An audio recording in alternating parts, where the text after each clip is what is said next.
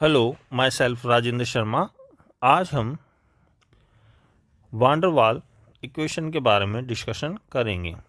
जो ideal gas होती है उसमें इंटरमॉलिक्यूलर इंटरेक्शन नहीं पाई जाती है, यानी जो अंतराण्विक आकर्षण बल होता है वो एक आदर्श गैस में शून्य होता है, जबकि वास्तविक गैसों में ऐसा नहीं होता है। इंटरमॉलिक्यूलर जो अट्रैक्शन फोर्स होता है वो वास्तविक गैसों में पाया जाता है, जिससे जो गैस का जो आयतन है और जो दाब है वो आदर्श गैस की तुलना में परिवर्तित होता है या आदर्श गैस के अनुसार नहीं रह पाता, जिससे जो गैस का दाब है और गैस का आयतन है उसमें संशोधन की आवश्यकता होती है। तो इसका जो मेन रीज़न है वो है कि जो वास्तविक गैसें हैं उनके जो अणु होते हैं उनके बीच में इंटरेक्शन होती है या अंतराण्विक आकर्षण बल होता है। अब हम वॉल्यूम करेक्शन देखेंगे। जो गैस का आयतन है उसमें जो संशोधन होगा वो देखते हैं। वॉल्यूम करेक्शन क्या है? आदर्श गैस के लिए अणुओं का आयतन गैस के कुल आयतन की तुलना में नगण्य होता है, यानी जो एक आदर्श गैस होती है उस गैस का जो आयतन होता है गैस के अणुओं के आयतन की तुलना में बहुत अधिक होता है, यानी गैस के अणुओं का आयतन गैस के कुल आयतन की तुलना में नगण्य माना जाता है। उसको हम जीरो मान सकते हैं। PV is equal to NRT में जो आयतन है वो क्या है? वह स्थान है जहाँ पर गैस के अणु मुक्त अवस्था में स्वतंत्र रूप से विचरण करते हैं, जबकि वास्तविक जो गैस होती है उसमें एक तो इंटरमॉलिक्यूलर इंटरेक्शन या अट्रैक्शन फोर्स होता है, इसके साथ ही जो वास्तविक गैसों में अणुओं का जो आयतन होता है वो गैस के कुल आयतन की तुलना में नगण्य नहीं होता है। अब माना कि 1 मोल गैस में उपस्थित अणुओं का आयतन B है। 1 मोल जो गैस है वास्तविक गैस उसमें अणुओं का जो आयतन है वो B है तथा गैस के V आयतन में मोलों की संख्या स्मॉल n है। ये मोलों की संख्या है। तो V आयतन में कुल अणुओं का आयतन कितना होगा? NB। N क्या है? Number of moles. और B क्या है? 1 मोल गैस में उपस्थित अणुओं का आयतन। B को क्या कहेंगे? अपवर्जित आयतन कहते हैं, एक्सक्लूडेड वॉल्यूम। यानी जो 1 मोल गैस में उपस्थित अणुओं का जो आयतन है वो ही एक्सक्लूडेड वॉल्यूम या अपवर्जित आयतन कहलाता है। अब हम अपवर्जित आयतन का कैलकुलेशन करते हैं, कैलकुलेशन ऑफ एक्सक्लूडेड वॉल्यूम। इसमें हम इसको इस तरीके से कैलकुलेट कर सकते हैं कि जैसे मान लीजिए कि गैस के 2 अणु हैं, वो एक दूसरे के पास आते हैं, तो वो एक दूसरे के इतने पास आ सकते हैं कि वो एक दूसरे की जो परिसीमा है उसको टच कर सकें, बाउंड्रीज को। वो एक दूसरे के अंदर नहीं जा सकते। इसका मतलब क्या है?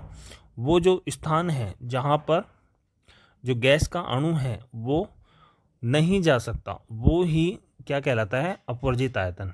यानी गैस के अणुओं की हम एक ठोस गोलाकार संरचना, गैस के जो अणु हैं उनको हम ठोस गोलाकार संरचना के रूप में उनकी कल्पना करते हैं और उसमें ये देखते हैं कि एक अणु जब दूसरे अणु के पास आता है तो वो अधिकतम उतना पास आ सकता है कि वो एक दूसरे की परिसीमा या एक दूसरे की जो बाउंड्रीज हैं उनको वो एक दूसरे के साथ स्पर्श कर सकें। अब मान लीजिए कि गैस का जो अणु है, मॉलिक्यूल है, उसका एक अणु का जो व्यास है वो सिग्मा है। तो जो 2 अणु हैं, दोनों अणुओं के व्यास जो हैं वो सिग्मा है और वो एक दूसरे के पास आ रहे हैं, एक दूसरे की बाउंड्रीज़ को स्पर्श कर रहे हैं, तो हम ये देखते हैं कि जो बिंदु सेंटर में है, एक अणु के केंद्र में जो बिंदु है, दूसरे अणु के केंद्र के बिंदु के मध्य की जो दूरी है, उसके चारों तरफ का जो क्षेत्र है वो क्या है, वो एक एक्सक्लूडेड वॉल्यूम है, यानी उस क्षेत्र में कोई तीसरा मॉलिक्यूल नहीं आ सकता, तीसरा अणु उसके अंदर नहीं जा सकता, उसी को हम अपवर्जित आयतन कहते हैं। और ये हमने डॉट डॉट करके दर्शाया गया है। इसी क्षेत्र को हम अपवर्जित आयतन कहते हैं और इसका जो त्रिज्या है वो सिग्मा है। तो अपवर्जित आयतन जो है वो कितना होगा, 4/3 पाई सिग्मा क्यूब। अब हम देखते हैं कि माना कि सिग्मा व्यास वाले दो अणु ए तथा बी गति करते हुए एक दूसरे के पास आते हैं, समीप आते हुए एक निश्चित दूरी से ये एक दूसरे को के और समीप नहीं आ सकते। इस दूरी पर इन दोनों के किनारे एक दूसरे को छूते हैं। इतना क्षेत्र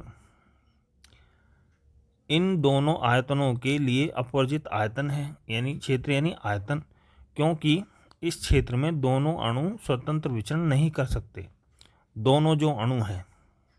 अतः अणुओं के एक युग्म के लिए, ये दो अणु हैं तो दोनों अणुओं का जो कुल अपवर्जित क्षेत्रफल होगा वो क्या होगा, 4/3 पाई सिग्मा क्यूब।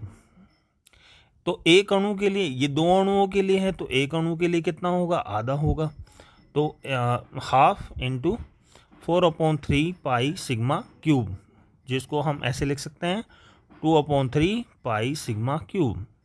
तो एक अणु का जो वास्तविक आयतन है, एक अणु का जो व्यास होता है वो सिग्मा है, तो उसकी त्रिज्या कितनी होगी, सिग्मा/2। तो जो आयतन होता है गोले का तो क्या होता है, 4/3 पाई आर क्यूब। यहाँ पे आर क्या है, सिग्मा/2। तो एक अणु का वास्तविक आयतन क्या होगा, 4/3 पाई ब्रैकेट में सिग्मा/2 का होल क्यूब बराबर 4/2 इंटू 8 पाई सिग्मा क्यूब। तो 4 दूनी 8, तो नीचे 3 दूनी का 6 हो जाएगा, तो बराबर 1/6 पाई सिग्मा क्यूब। अब हम एक अणु का अपवर्जित आयतन यदि देखें तो वो क्या है, 2/3 पाई सिग्मा क्यूब, और जो वास्तविक आयतन है एक अणु का वो क्या है, 1/6 पाई सिग्मा क्यूब। तो हम ये देखते हैं कि वास्तविक आयतन की तुलना में जो अपवर्जित आयतन है वो कितना है, 4 गुना, यानी 4 से यदि गुना करें तो 2/3 आ जाएगा। तो वास्तविक आयतन की तुलना में अपवर्जित जो आयतन है वो 4 गुना है।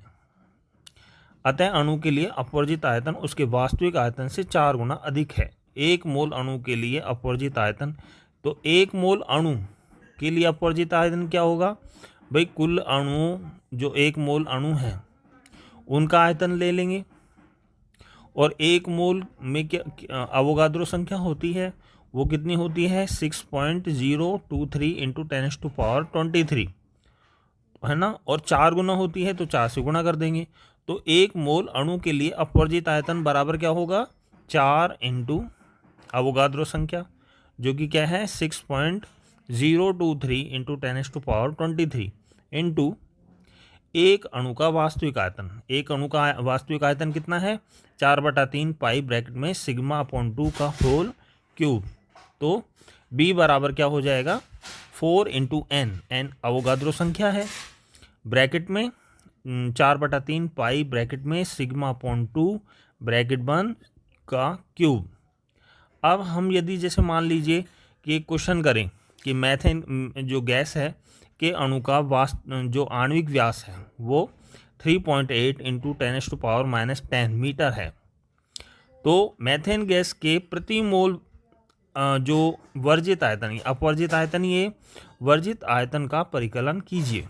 तो हमें क्या दे रखा है, अणु का व्यास दे रखा है, तो हम B बराबर 4 गुना इंटू 6.023 इंटू 10⁻23 ब्रैकेट में 4/3 इंटू पाई ब्रैकेट में सिग्मा सिग्मा का मान यहाँ दे रखा है अपॉन 2 का होल क्यूब।